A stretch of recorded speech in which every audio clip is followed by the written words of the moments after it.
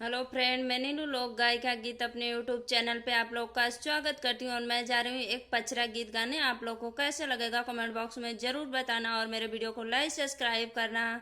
जय माता जी। काली काली लट छिटकवलू गजब कई दियलू ए मैया। काली काली लट छिटकलू गजब कई दियलू ए मैया।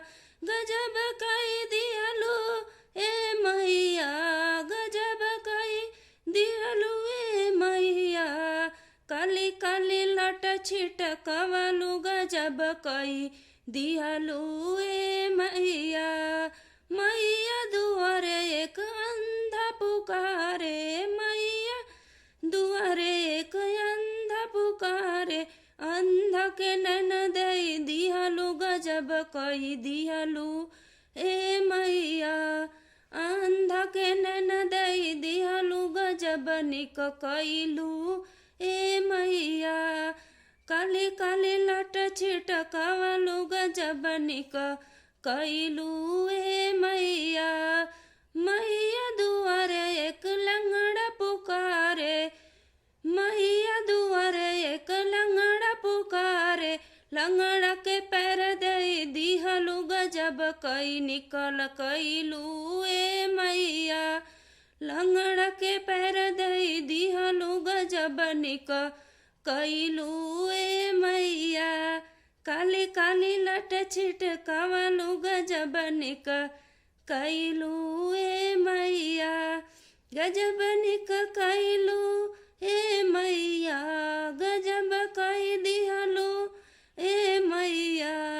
अरे काली काली लट छिटकवलू गजब कई दिहलू ए मैया।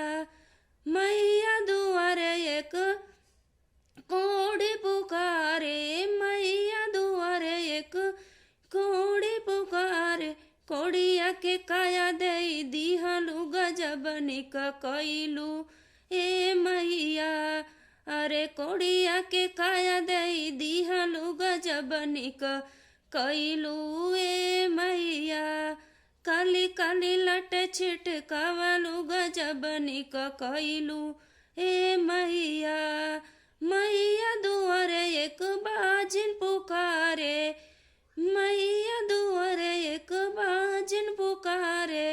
अरे बाजिन के पुत्र दई दिहलू गजब निक कईलू ए मैया। अरे बाजिन के पुत्र दई दिहलू गजब निक कईलू ए मैया। काली काली लट छिटकवलू गजब निक कई देहलू ए मैया। काली काली लट छिटकवलू गजब कई दिहलू ए मैया। मैया दुआरे एक निर्धन पुकारे। मैया दुआरे एक निर्धन पुकारे। अरे निर्धन के धन दई दिहलू गजब निक कईलू ए मैया। अरे निर्धन के धन दई दिहलू गजब निक कईलू ए मैया।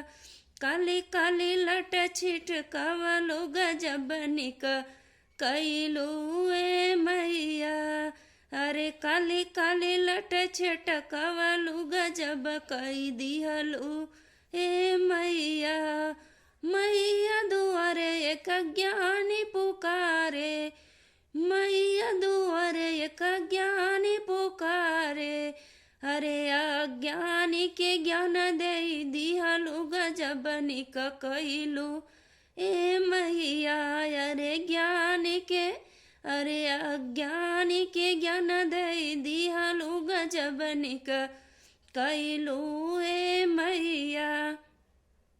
जय माता जी। हमारा गीत आप लोग को जरूर पसंद आएगा।